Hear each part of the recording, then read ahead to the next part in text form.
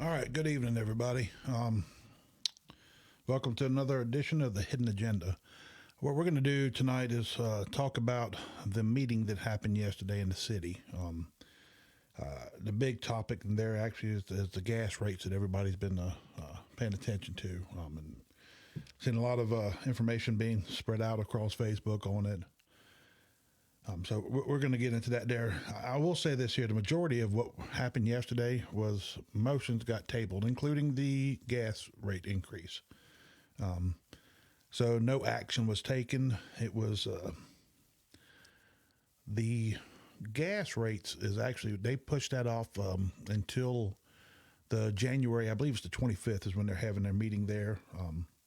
Will be the next meeting coming up for well, that's not going to be the next meeting coming up. That'll be the regular called meeting in January.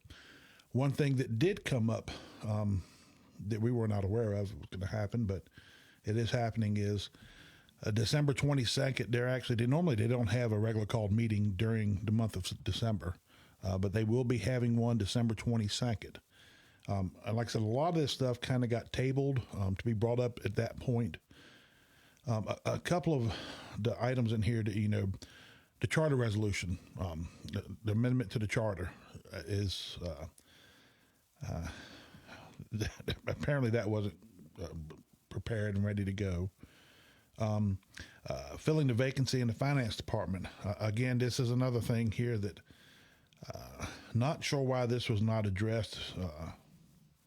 Beforehand. It was a simple question. And what was brought out last night was, or yesterday, I'm sorry, not used to a meeting happening at 1 o'clock in the afternoon.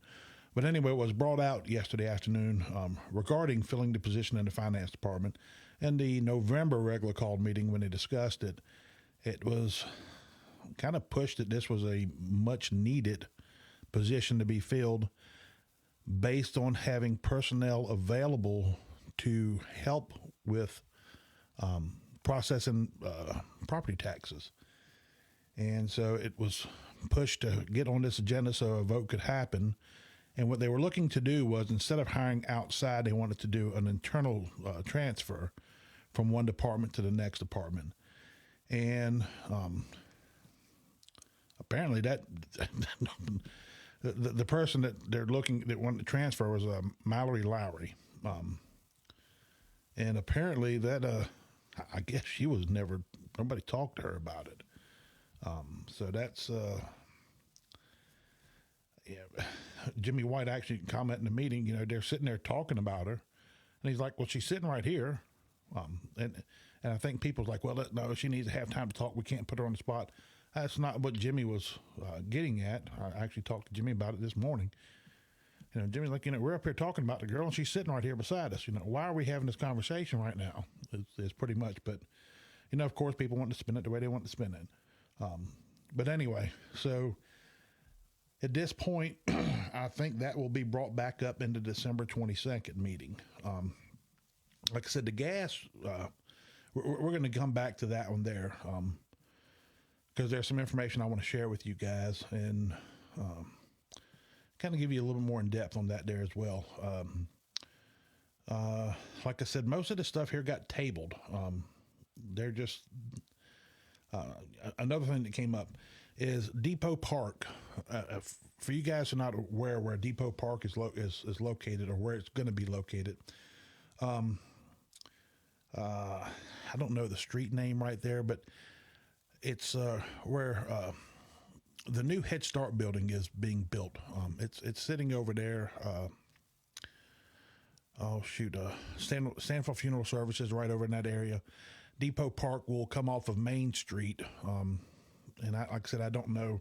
Let me pull it up on maps and see if I can get you an answer to that there, what street that it's going to be on. Like I said, it's going to front Main Street in town, South Main Street. Let me get here and see where that's at.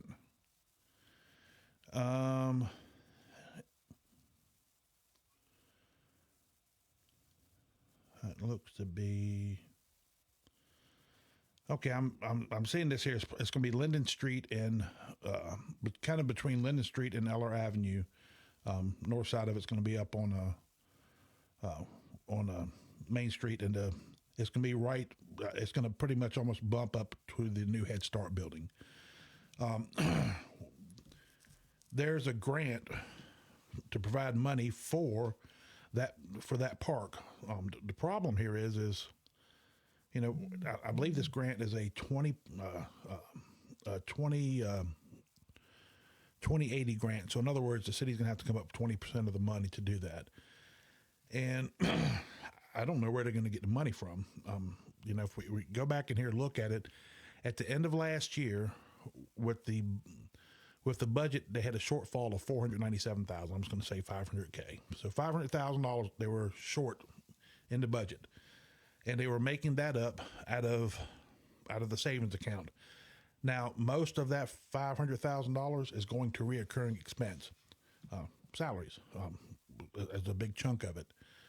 And when you look at a recurring expenses, okay, this year we can pull money out of our undesignated funds, our reserve funds. Okay, well, fine. What are you going to do next year to make up that $500,000, or however much? I believe it's $385 is what was going into salaries. So, do you make that up again by pulling out of the reserve funding? Somewhere you've got to take and raise property taxes because it's general fund money to compensate for that. Well, if you need 20% for this match, are you going to get it from the rainy day from the reserve fund again, or are you going to just raise property taxes to get it?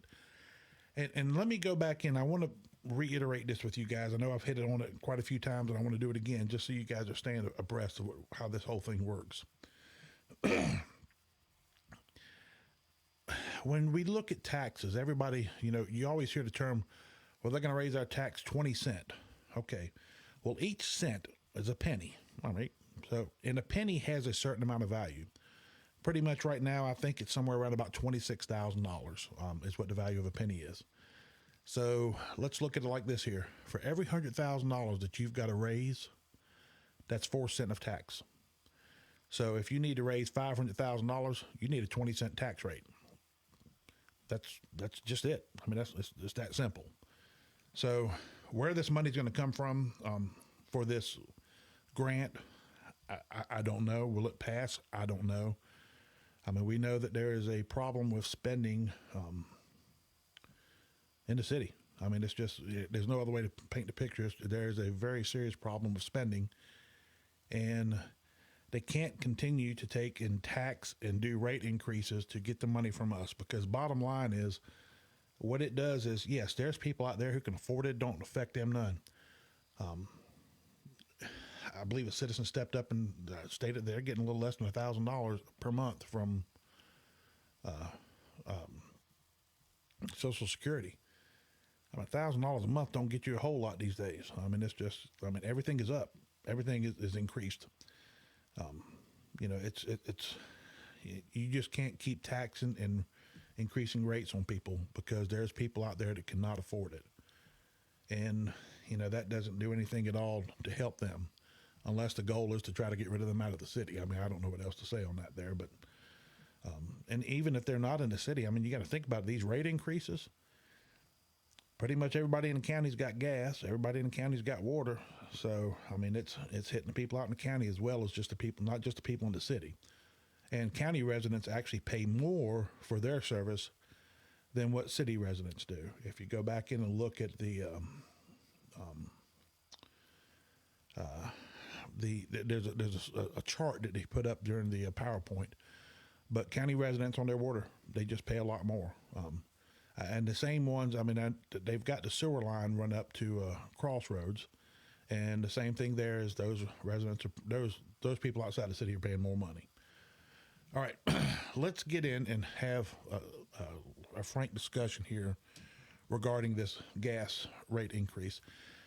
Yesterday, I did address the board and the mayor. I had done some research, and fortunately, by attending these meetings, I'm able to see things and pay attention to things, and I make notes of them, mental notes if nothing else. So I know if it ever comes back up, I've got some way to talk about it. One of the things that I did bring forth to the board yesterday, excuse me, was back in April 28th, in the April 28th meeting, they had this PowerPoint presentation. And what this is spurred from is we're short. We're short on our revenue. Now, I'm not gonna say we're short on our revenue. We are not breaking even in two departments. Well, actually, we're not breaking even in any three divisions in Lexington Utilities. And let's understand what the three divisions are: water, sewer, and gas. Okay. Now this company that they hired and paid money to come in here and provide this survey, presented all this stuff in a PowerPoint back in April.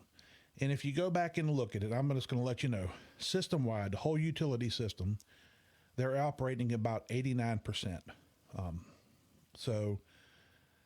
Just to give you an idea, this here is the projected numbers for the fiscal year to end in 2025. It ended on the end of July. The end of June 30th. They were anticipating the whole utility department to be short $2.182 million. Okay. Well, now let's separate this here out so we understand it. The water department was running about 95% efficiency, but they're still going to be $420,000 short.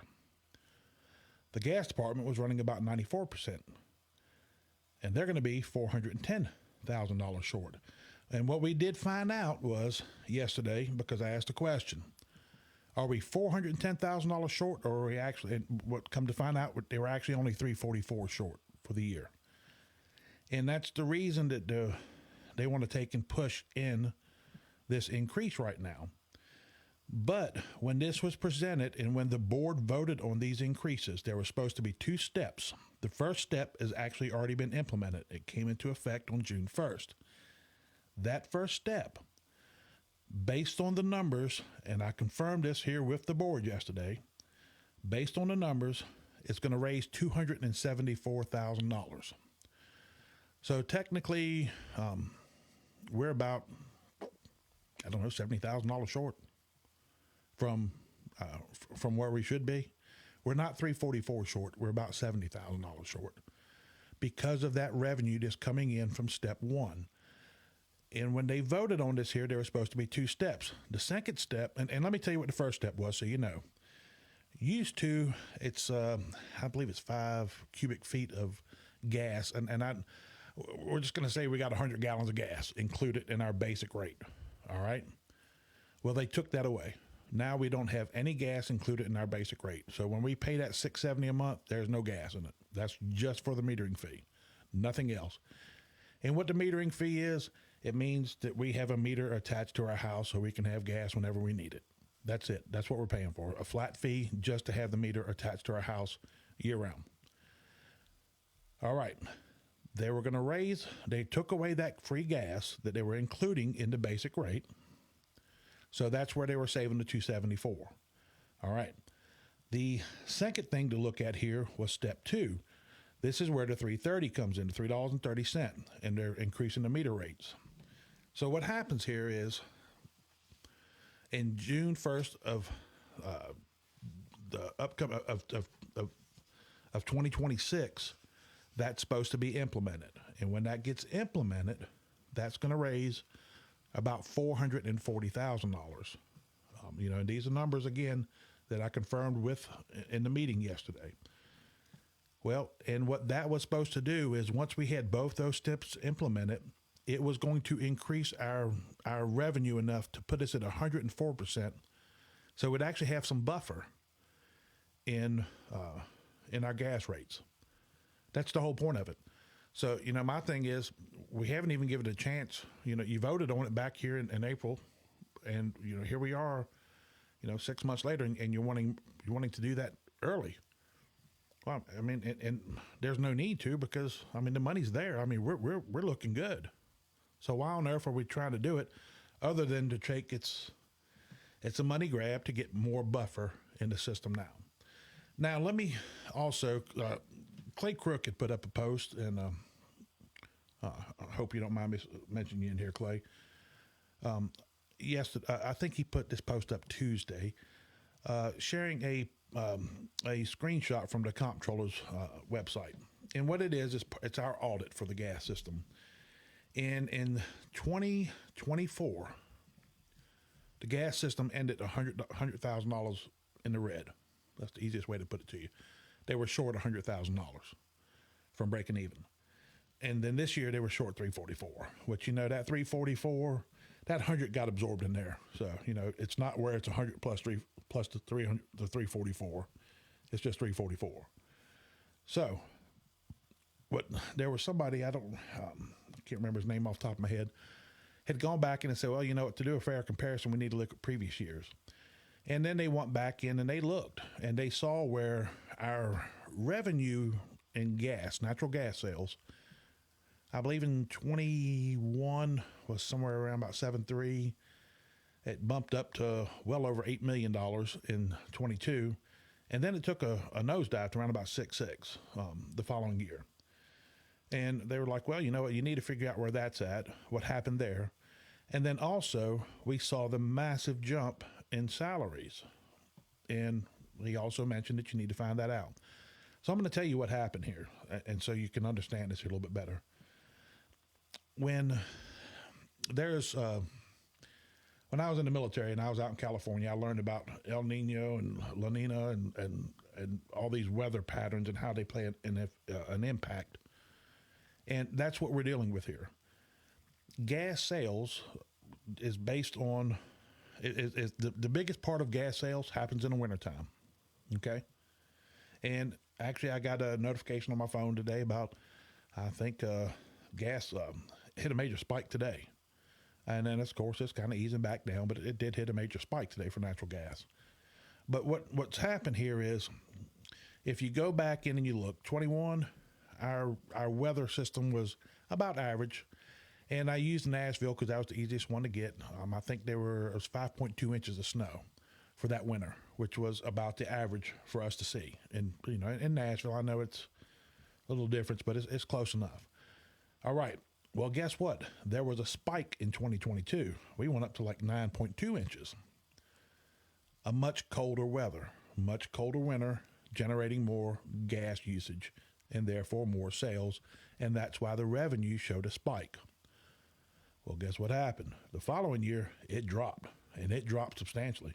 Our snowfall was somewhere around about a little over, it was like 2.4 inches. Okay. So we had a winter that wasn't that cold. Well, guess what? When it's not that cold, people aren't using as much gas. That's just the way it works. I mean, it's supply and demand. We always hear this said to us quite a bit. So the weather patterns play a part in this here. as to how the gas systems have, make money. All right, we understand that aspect, and I'm going to tell you right now what it's showing is we don't feel it right this moment, boy, because it's cold and it's cold kind of early. But we are down. They're expecting a little bit warmer weather for this winter too, which means gas sales will still be off a little bit. So with that in mind, and when gas sales comes down, well, guess what? That's less revenue we take in. So that's how our revenue dropped so much in natural gas sales, is based on the weather patterns. With the warmer months, with the warmer weather, we use less gas. I mean, it's just common sense. Okay, let's get into why we had a big spike with salaries. And I don't know if you guys remember the salary survey that was done. And they implemented steps in there, and they bumped people up pretty high on salaries. Well, what happens is when they did that there, and they did pay rates, and they did pay raises, and they did COLA increases, that was a massive spike in our revenue and eating up revenue for the gas system. And I believe Alderman Ross had put out in a meeting in November that 57.7% of the revenue for the gas department goes into salaries. All right. Now, when you go back in and look, there's different things you can look at. I can break it down to the Tennessee. I can do a national average. But the national average is right around 30% is what cost should be for a gas system in salaries. I mean, that's just what the average is.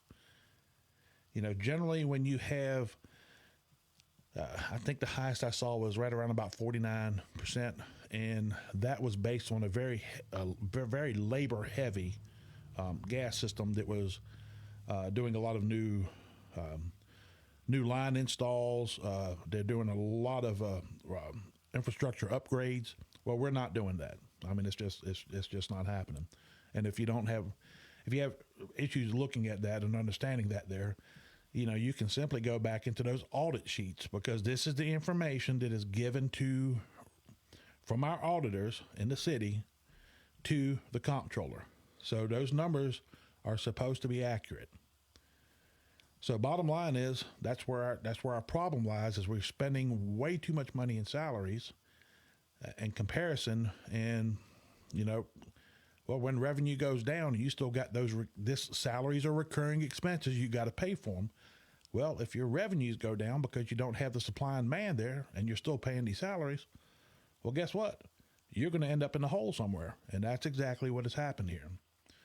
So, and I'm going to tell you something now also. When last year, and I'm sure you guys remember this earlier this year, Tim Rhodes kind of launched into Justin Roach, the utilities director, about giving pay raises, and come to find out that they had information on hand when they said that everything was good, but we were negative $1.2 million, and it's based off of employee benefits. Now, again, we know that employees in the city make 100% of their insurance is paid for, and then 60%. Now, that's just part of the benefits package that you have to look at, adding into it.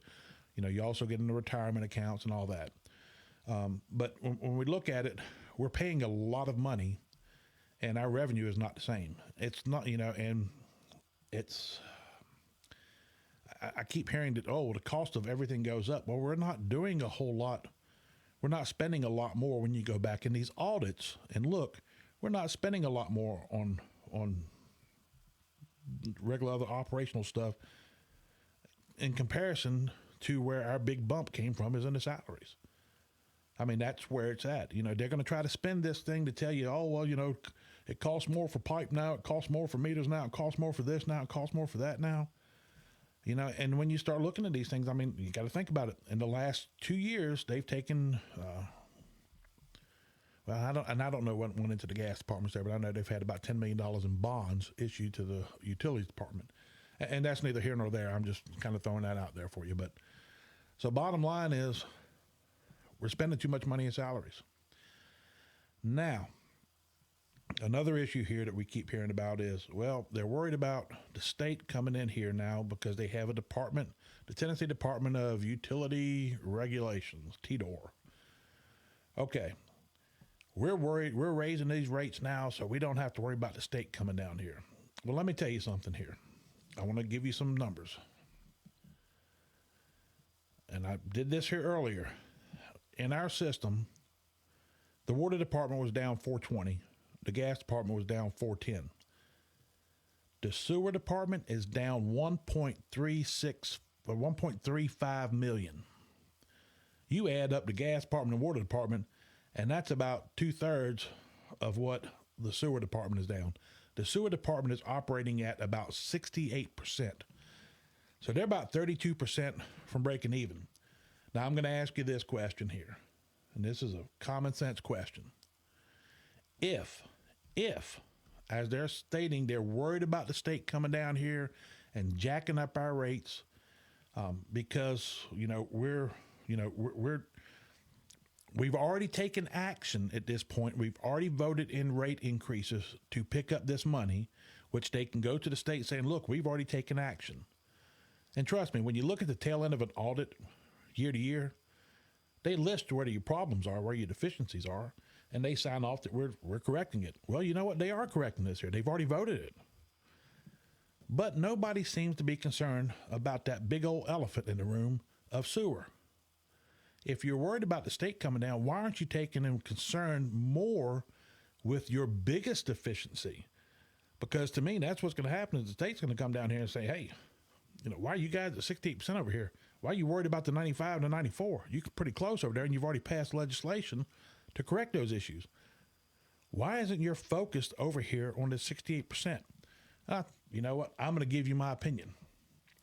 This whole thing about the state coming down here is nothing more than fear-mongering to get you scared that they're going to come down here and raise rates. Well, guess what? If the state comes down here and raise rates, what the hell is the difference between them raising them and the city raising them? There is no difference. Now, that's the way they want to scare you into things that we don't want this to happen. But nobody is talking any fear about the state coming down here over sewer. And that's a serious issue. Because if that's where I would be more concerned with the state coming down if I was in their position. Honestly, I don't have a problem with the state coming down here because I believe if if they were to come down here and analyze our system, I think that they would realize that, hey, your big problem here is salaries. Now, let's talk about salaries. Somebody tagged one of my posts the other day and talked about, we were underpaying our staff based on industry standards. And I want to explain to you about that there. Industry standards is fine and dandy, but that is not how we need to be paying people. We need to be paying them based on a fair market wage.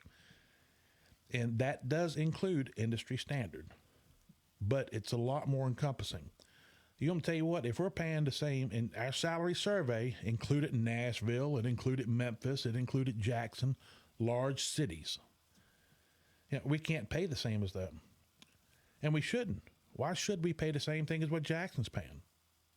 You go in there, the cost of living, go buy a similar house in a similar neighborhood in Nashville and compare it to the same thing here in Lexington. And I can guarantee you there's going to be a huge difference in price. A huge difference. So why are we trying to pay the same as what's happening up there? Because alone, real estate's more expensive. I was in Nashville on Monday, dropping my son off at the airport. And when I was up there, I watched the gas prices. $2.69, $2.74. I come back home, and fortunately, I had filled up my tank before I went up there, and I had to fill my tank up again. It cost me $2.29. So everything is more expensive in those markets. So we shouldn't be trying to compare ourselves and pay based on those markets. That's just not a fair wage for anyone. That's, it's just the way it is. Now, I'm going to get back in a little bit back on this whole thing with what's going on here. I really believe that, again, that people they're trying to instill fear in you that they're concerned about the state coming down. I just can't I can't see it, but I don't think it would be a bad thing if the state came down in here and actually analyzed our system and said, hey, here's where your problems are. And if the state says, you know what, you need to make layoffs, you're just too top heavy in employees. And even now, we heard the other night, Justin Roach said, I still need more people.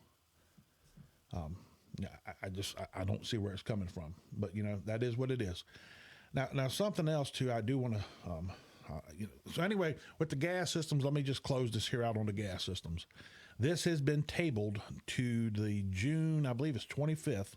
I can confirm that there by looking at the calendar for January, not June. It will be January the 26th will be the fourth Monday. So January 26th, they will be back. That will be the regular meeting in January. And when that happens, this will be back on the table for the second reading and the second vote. And the reason it was pushed off that far is it still allows them time to get this here implemented by February 1st. I am hoping that there is a swing vote in there that changes their mind and sits there and realizes that we don't need to do this.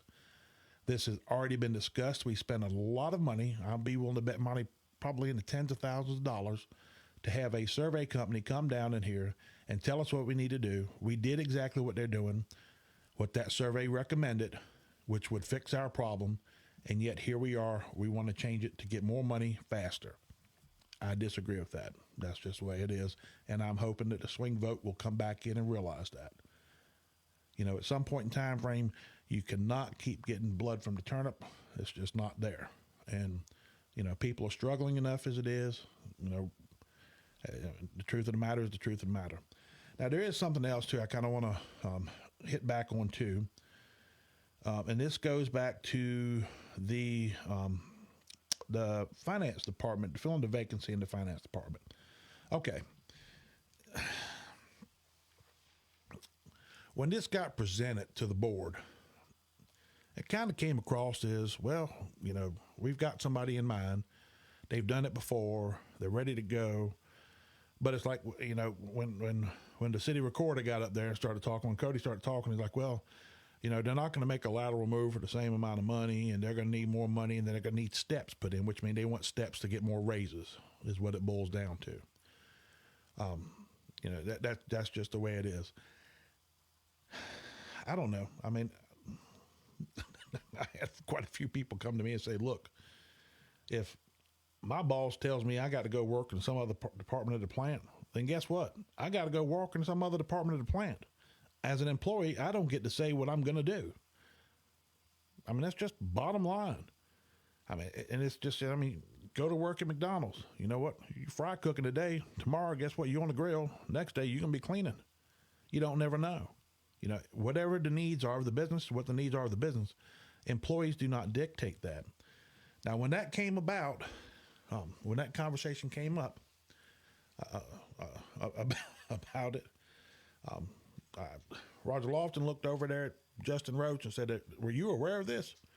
Well, I just found out about it this morning. And Roger made some kind of, now, if you got, and I want to explain to you where this is, he kind of made a thing like, well, I didn't know nothing about it as the gas chairman. Okay, I don't know where there's a gas chairman, but let me explain to you what that conversation is about.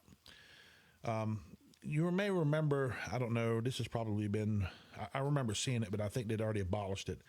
But they used to have aldermen in over, I don't know what the heck the actual job description was, what they were doing exactly, but they were they each had their own departments that they that was their responsibility. I'm assuming this is pretty much more of I don't know if it's an oversight thing or what it is, but bottom line is, Roger now was given the gas department, which, let's get back in here and look at it. His wife works in the gas department. That's just, nepotism just continues to just blows my mind here. But, that's what it is. But apparently that upset them and upset him. And he did make a comment about, he needed to know whether he needed to refrain from voting for transferring Mallory over from, I guess, the gas department to the city recorder.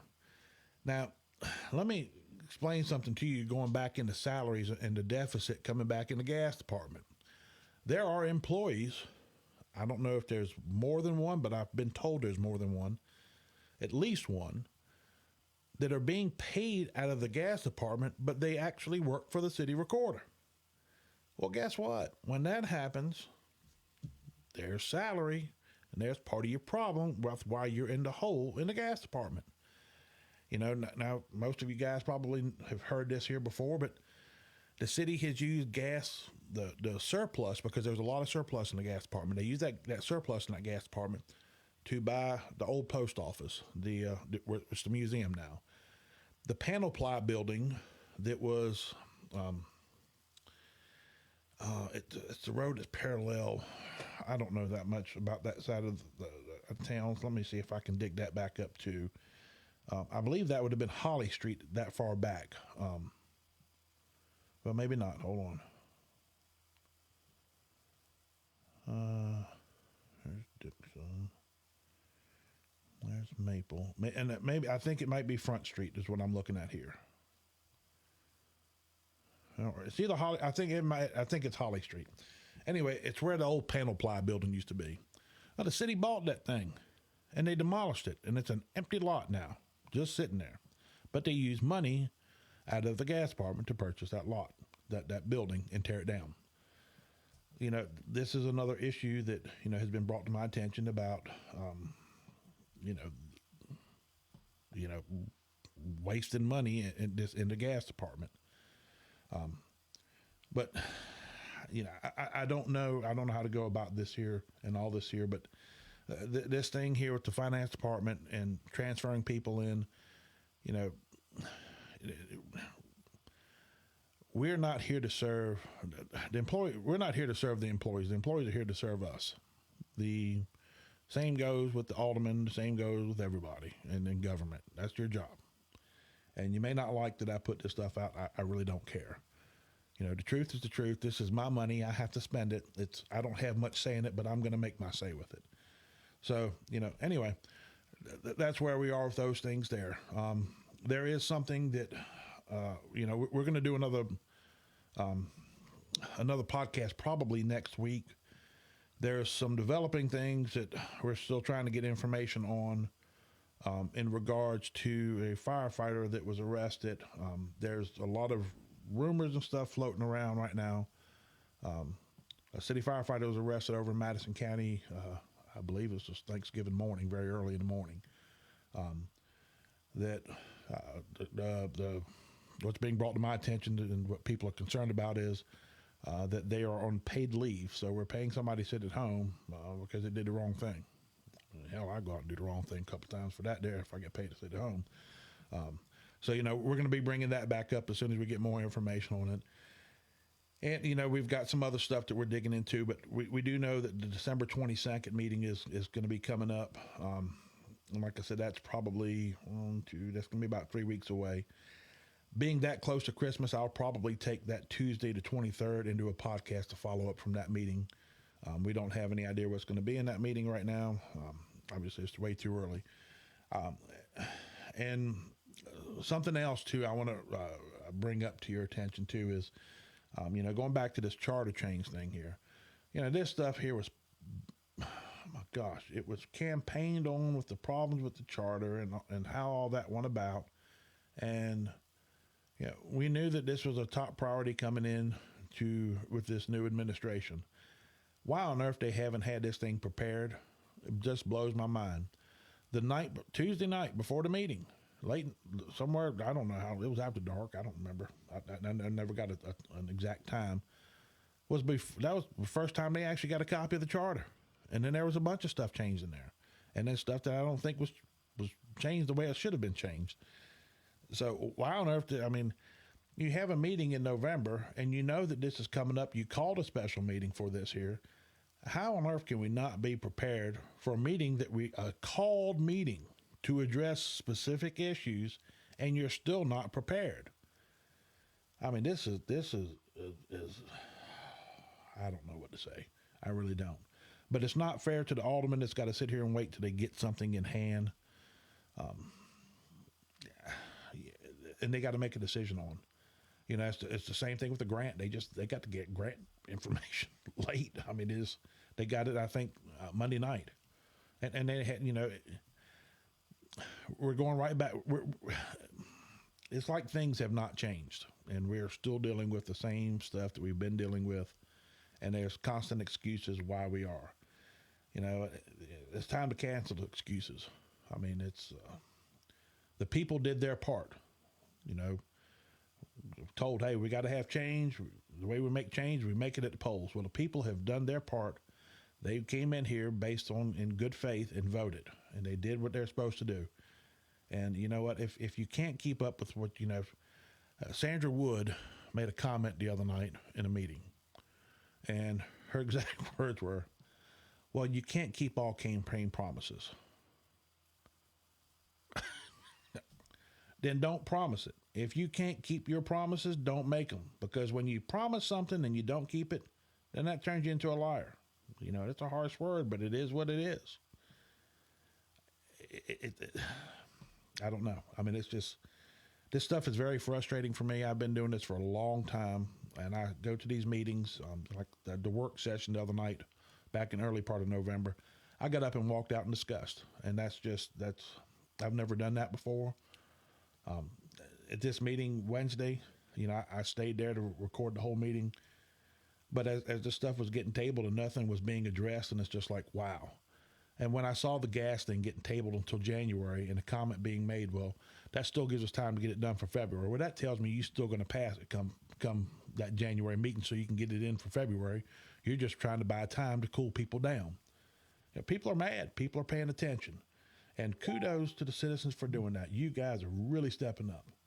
And, you know, that's, you know, I got nothing but praise for you guys for who are standing your ground and saying, hey, you know what?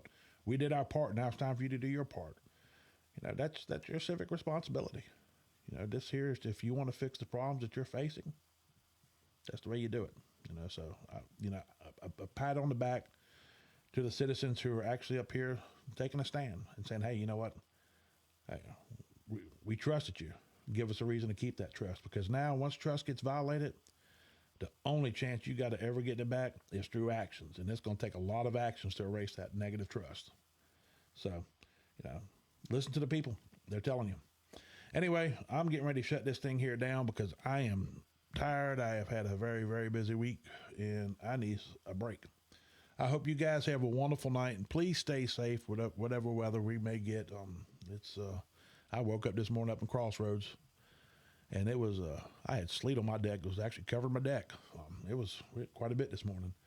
We got some bad weather coming, it looks like, and cold weather. So please stay safe and warm. And, you know, if the roads are bad, you know, if you don't have to get out, don't get out.